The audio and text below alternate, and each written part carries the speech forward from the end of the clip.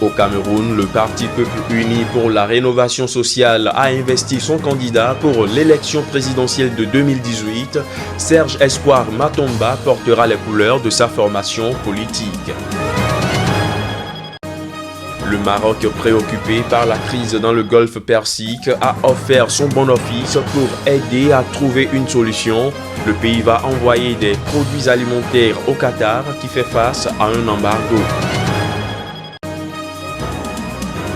Et puis en Russie, l'opposant numéro 1, Alexei Navalny, a été condamné à 30 jours de détention, épilogue d'une journée de mobilisation de ses partisans, marquée par plus de 1500 arrestations.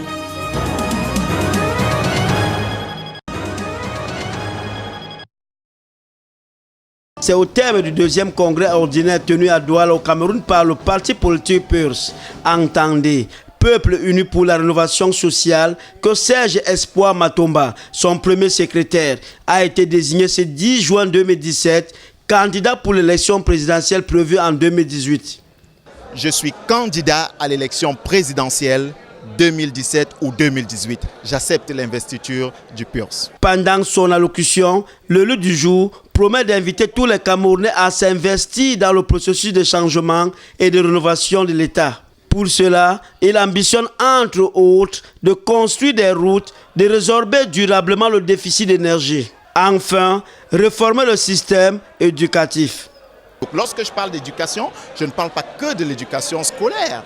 J'ai plusieurs pans de l'éducation et vous le savez comme moi, c'est véritablement l'âge. Nous disons, nous avons besoin d'un changement radical au Cameroun. Nous devons changer le système, mais nous ne saurons le faire si nous ne nous appuyons pas sur le plus important qui est l'éducation. À noter, Serge Espoir Matomba est né le 30 septembre 1979 à Douala, d'un père agent de police et d'une mère au foyer. Celui qui a été plébiscité pour être candidat à l'élection présidentielle par le PURS est d'abord conseiller municipal à la mairie de Douala 4e et homme d'affaires aguerri. Crise avec le Qatar dans la lutte contre le terrorisme. Le Maroc, qui s'est dit grandement préoccupé par la crise dans le Golfe Persique, offre ses bons offices. Ils seront disponibles pour aider à trouver une solution. Le royaume chérifien, qui entretient d'excellents rapports aussi bien avec l'Arabie Saoudite qu'avec le Qatar, a publié dimanche un communiqué véhiculant que le Maroc a fait état de sa grande préoccupation face à la détérioration des relations diplomatiques avec de nombreux pays arabes et non arabes. Le document précise que le pays a veillé à ne pas verser dans les déclarations publiques et les prises de position hâtives compte tenu du partenariat stratégique qu'il entretient avec les protagonistes.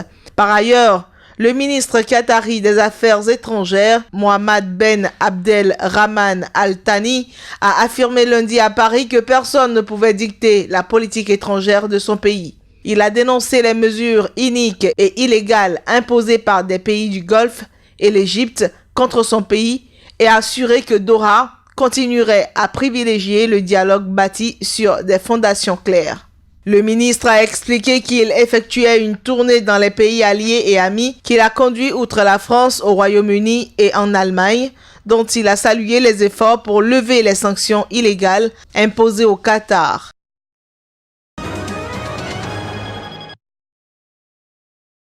Après les étapes importantes franchies, à savoir la mise en place des autorités intérimaires dans les 5 régions concernées, l'installation du MOC à Gao et les préparatifs pour l'installation du MOC de Kidal.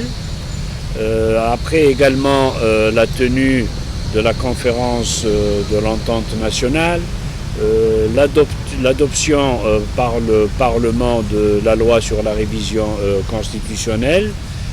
On peut donc considérer que nous avons vraiment franchi des étapes importantes dans la mise en œuvre de l'accord qui nous permettent donc de réaliser de significatives avancées.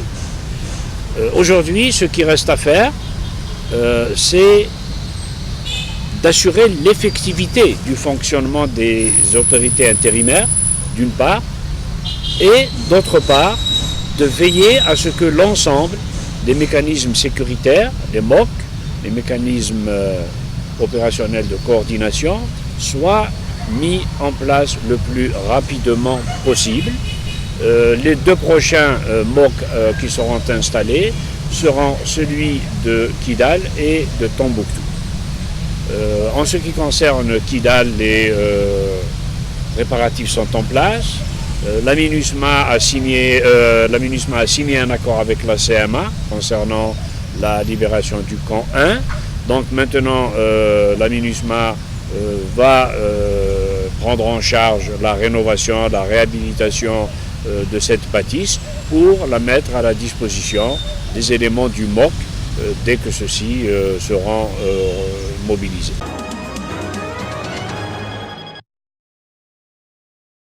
Des années de course-poursuite, le cerveau présumé des ravisseurs ayant pignon sur rue à Lagos, la capitale nigériane, a fini par échouer ce week-end dans les mailles de la police nationale. Le suspect, connu sous le nom d'Evans, est accusé d'enlèvement de plusieurs personnalités dont des chefs traditionnels et de riches hommes d'affaires. La libération est généralement conditionnée par le paiement de rançon, souvent en millions de dollars. Dans un communiqué rendu public, la police explique avoir poursuivi le suspect jusqu'à son repère, une maison située dans un quartier huppé de Lagos. Son arrestation serait intervenue après une intense fusillade qui aura duré plusieurs heures. Il a par la suite été présenté aux côtés de 6 de ses complices supposés avec un arsenal composé de pistolets et de fusils à double canon. L'homme activement recherché depuis 2013 ne reconnaît avoir procédé qu'à 13 enlèvements. Son arrestation survient dans un contexte marqué par une grande inquiétude sur l'augmentation des enlèvements à Lagos.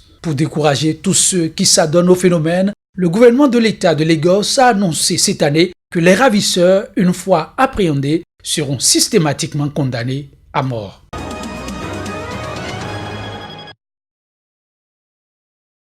Au Kenya, au moins 4 personnes sont portées disparues à la suite de l'effondrement d'un immeuble de 7 étages dans la nuit de lundi à mardi à Nairobi. Un bilan qui pourrait encore s'alourdir car aucune information officielle sur le nombre exact de disparus n'est encore disponible en début d'après-midi du mardi. Pour l'instant, la Croix-Rouge n'annonce que la disparition d'une mère et ses 3 enfants. Selon la police et des témoins, des habitants de l'immeuble ont alerté les autorités mardi soir après avoir constaté l'apparition de fissures. Une opération d'évacuation d'urgence a alors été organisée avant que l'immeuble ne s'écroule vers 22 h, heure locale. Selon des témoins, un nombre inconnu de locataires a ignoré l'ordre d'évacuation et d'autres personnes que celles mentionnées par la Croix-Rouge pourraient être sous les décombres. Sur place, des opérations de déblaiement se sont poursuivies dans l'après-midi du mardi. Au total, 128 locataires sains et saufs ont été comptabilisés. Plusieurs bâtiments se sont effondrés ces dernières années à Nairobi et dans d'autres villes du Kenya, conséquence des nombreux édifices construits au mépris de la réglementation en vigueur. «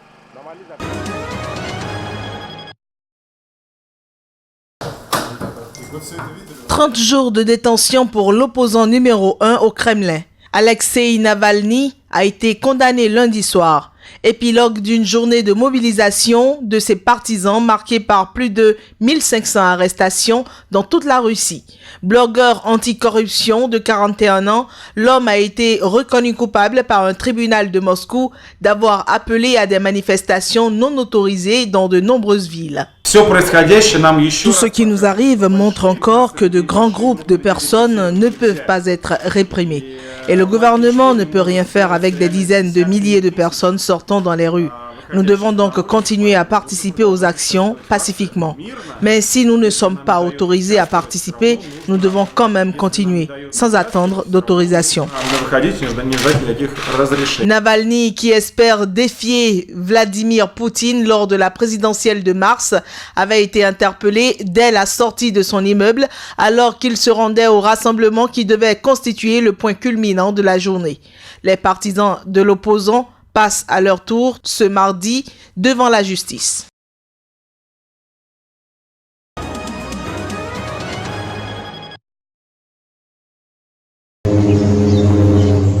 Journée de l'indépendance lundi aux Philippines. L'armée qui peine à déloger les djihadistes d'une ville du sud de l'archipel a hissé le drapeau national lors d'une cérémonie poignante à la mémoire des dizaines de victimes. En effet, depuis le 23 mai à Marawi, des milliers de soldats philippins livrent des combats féroces à des djihadistes qui ont prêté allégeance au groupe État islamique et se servent d'environ 2000 civils comme boucliers humains. C'est un combat en face à face, de l'autre côté de la rue, d'une maison à une autre. C'est une longue bataille tactique. Marawi est une vieille ville avec de hauts bâtiments, donc vous devez aller de maison en maison, de bâtiment en bâtiment. C'est assez difficile. Ça prend du temps. 58 soldats et policiers ont été tués dans des combats, de même que plus de 20 civils. L'armée estime que près de 200 djihadistes ont également été tués. Le porte-parole de l'organisation État islamique a félicité les djihadistes qui ont mené ces actions aux Philippines et en Iran. Ces propos figurent dans un appel général aux djihadistes à travers le monde pour qu'ils poursuivent leurs attaques d'ici à la fin du Ramadan, le jeûne traditionnel des musulmans.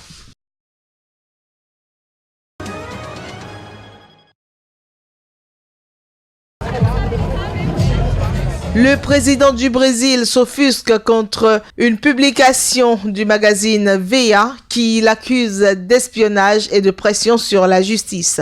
Alors que l'article a été envoyé au juge qui enquête sur la corruption, Michel Temer a déclaré lundi qu'il ne se mêlait jamais aux autres pouvoirs. L'article publié vendredi cite un président adjoint anonyme qui dit que le gouvernement a ordonné à l'agence brésilienne du renseignement de trouver des informations compromettantes sur le juge du tribunal fédéral suprême. Je n'interfère pas et je ne permettrai aucune ingérence indue d'un pouvoir sur un autre. Aucune ingérence n'a été ou ne sera consentie, quelle que soit la situation. Le chemin qui va de la justice au justicier est le même chemin tragique qui mène la démocratie à la dictature. Je ne permettrai pas que le Brésil emprunte ce chemin. Je ne me découragerai pas, je continuerai à mener et à défendre l'approbation des réformes économiques, politiques et sociales qui contribuent à remettre le Brésil sur le chemin de la prospérité et de la croissance. Depuis le non-lieu prononcé vendredi par le tribunal suprême électoral sur les élections de 2014, c'est la première fois que le président brésilien Michel Temer s'est exprimé. Le président, dans les cordes depuis le 17 mai dernier, est venu à la lumière d'un enregistrement qui semble garantir le paiement d'un pot de vin.